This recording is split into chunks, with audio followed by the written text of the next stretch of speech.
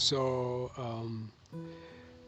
a cool kid friend of mine suggested that I should try to use sound elements for my recordings in cases where I'm unable to record in a proper setup, like in a studio or something.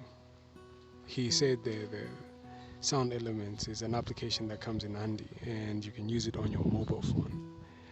So I decided to give it a try, and it's windy out here. I'm just outside the library, trying to get as much quiet space as I can get because nobody's here today. It's closed. So yeah. But then the point is,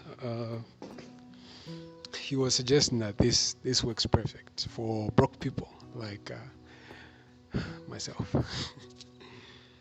So, if in efforts to try out how sound elements operates, I've decided to just kind of talk about something off the top of my head, and this is something I've been thinking about because for the past few days I've been constantly listening to a debate that Sam Harris and Christopher Hitchens had.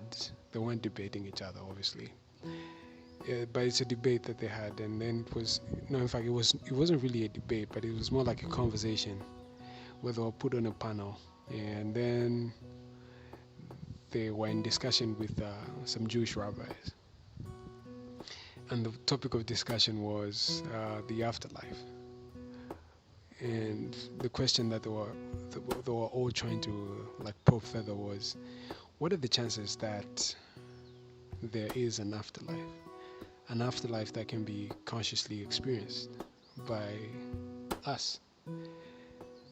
And I think the statement that Sam Harris started off with when he was asked the question, because every person, as they were introducing themselves to speak for the first time during the session, was answering a question that the moderator decided to ask them from, say, a quote from their book. So the moderator asked Sam Harris, like, what's your take on the topic? Like, he quoted something from Sam Harris's book. I don't remember exactly what it was, but then he quoted something and then he asked him, what's your take on the afterlife?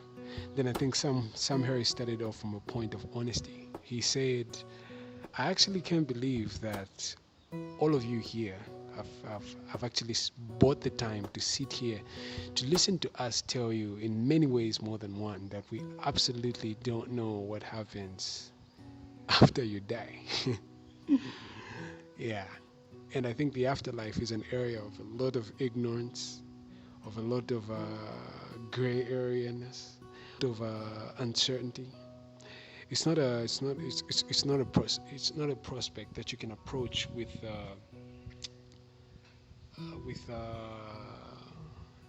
certainty or absolute claims, because any experience that one tries to postulate about what could be the possible life that we sentient beings will live when we die, if there is even that life, is only at best claims that are supported by probability arguments because no one knows for certain what it is that happens beyond the grave.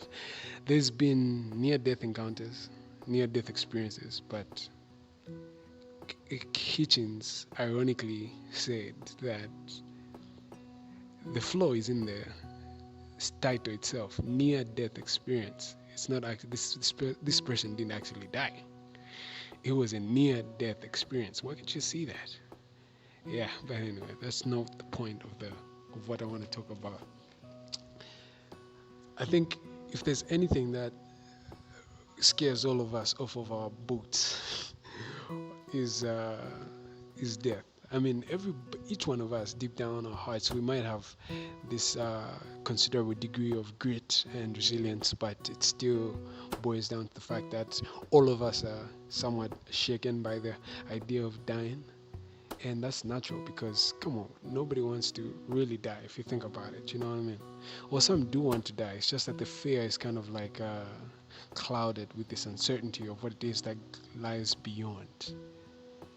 And just imagine if, since the whole topic of an afterlife is open for speculation because no one can absolutely know for a fact what it is that happens when you die, I think it opens room for speculation. So suppose you do die, and then it turns out that there's actually nothing out there, and all that was there to live is the life that you experience in the natural world. There's nothing beyond your conscience. There's nothing beyond your human experience.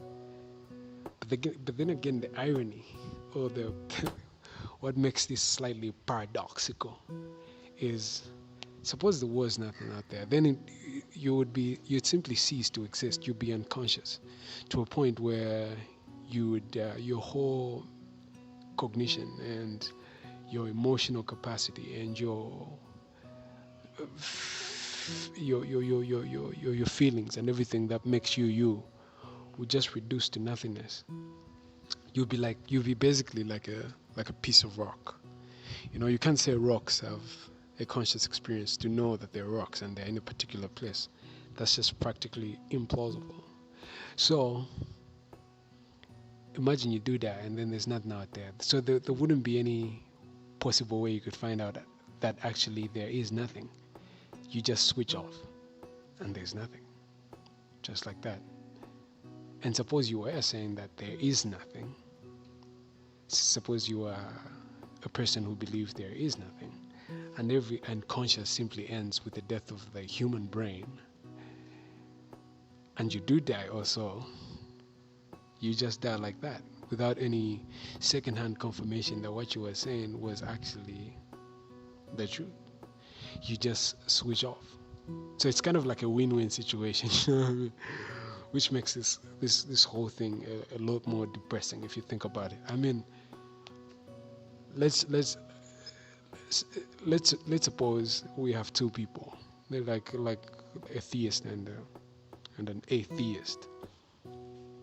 And then these people arguing about the possibility of an afterlife. So a theist postulates that, look, I think there is an afterlife based off of the fact that we're conscious creatures. I don't think this is all there is to us. I think there's something transcendental that goes beyond the human experience. And I'm ascribing that proposition based off of the fact that the Bible said so, and I believe or the Quran, and I believe that it's a book inspired by a supernatural, intelligent, superior being. So that certifies the fact that what I'm saying is the truth. And then the atheist argues that no, it really isn't, because we're both just working in the realm of probability. There's no way we can tell for a fact that there is an afterlife, because it's an experience that none of us has ever experienced before. And those experiences that we hear of people that say they actually died once have been scientifically shown that it's not really those guys never really died. You know what I mean? And then both the theist and the atheist die. And then suppose there's no God. There's no this supernatural intelligent being that the theist had proposed earlier. It's a win-win situation for both of them, because when you die, we're basically saying that it's an end of conscious experience. So you do die, and then your conscious experience switches off. Yeah, and then who knows who was right? Because there's no possible way to tell who was right. You both can't tell who was right, because now you're just pieces of rocks. It's not like there's something numinous about your whole existence that transcended your physical body. There's no such thing. But imagine then, suppose that there was a God, and then let's for the sake of argument say it turns out to be the Christian God. And then according to the Bible openly tells us that the wages that sin pays is death. And then the Bible also says that the dead are conscious of nothing at all. So suppose you died a life of sin and disbelief, and then you just simply cease to exist, or you simply go into eternal non-existence. There's no way for you to know for a fact that there truly was a God, and it was a Christian God. only the people that will survive that death will live to tell the experience that, oh, look, there was. But unfortunately, that guy has no conscious experience beyond the realm that we've transcended to. So you can't really know for a fact that we are here because it's like a piece of rock. But anyway, yeah. So I mean, death is quite.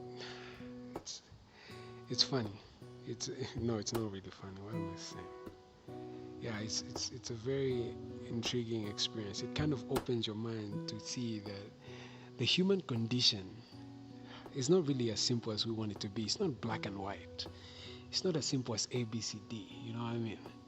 It's not as simple as the narrative that ancient foragers had proposed. There's more to life. And personally, for me, something that makes me feel very insignificant and of no primary value or purpose, or say, for example,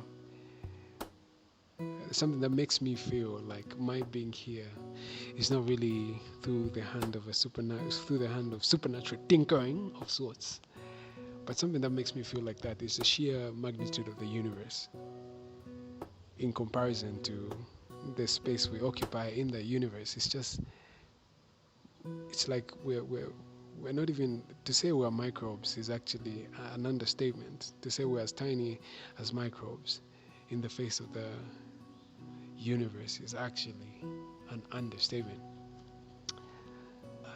Imagine, okay, to give you an illustration of what I mean when I say the sheer magnitude of the universe makes me feel like I'm not really like part of a grander plan, is this.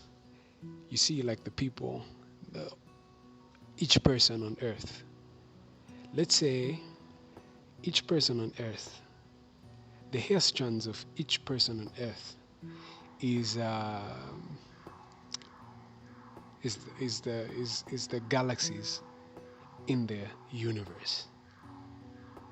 And then in one of that hair strand, one of that hair strands on one person's head is our Milky Way galaxy.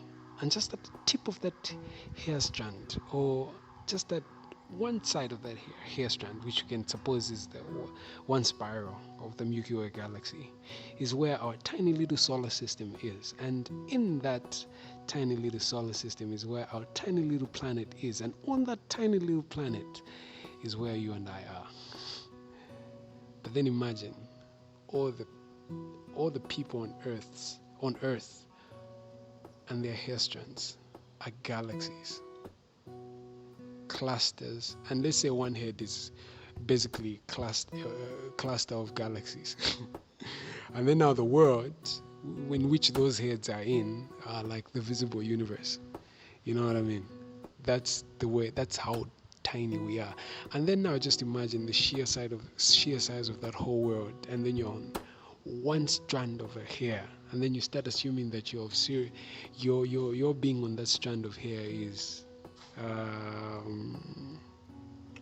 you're there by special means, you know, like you're there because somebody took the time to actually put you there, and then imbued in your being there a purpose that is beyond your being there. You know what I mean? And then you're also thinking, in that whole space, you're the only intelligent, conscious creatures. Yeah. That's how nonsensical it sounds when you understand the sheer magnitude of the universe. And there are those people who feel there's no possible way that we're not the only ones here. We're the only ones here, and we're so special because we are created. You know what I mean? So for those people now, imagine, look at that sheer size of the universe. Tell me if you think it would be such an extraordinary claim to say there could be something intelligent or some other intelligent conscious creatures beyond ourselves. Somewhere, on somebody's head, on a piece of hair on somebody's head, in a galaxy that we can't really reach ourselves. I mean, look at the sheer magnitude of the universe just cries for that possibility. It's open for speculation. Of course, has come up.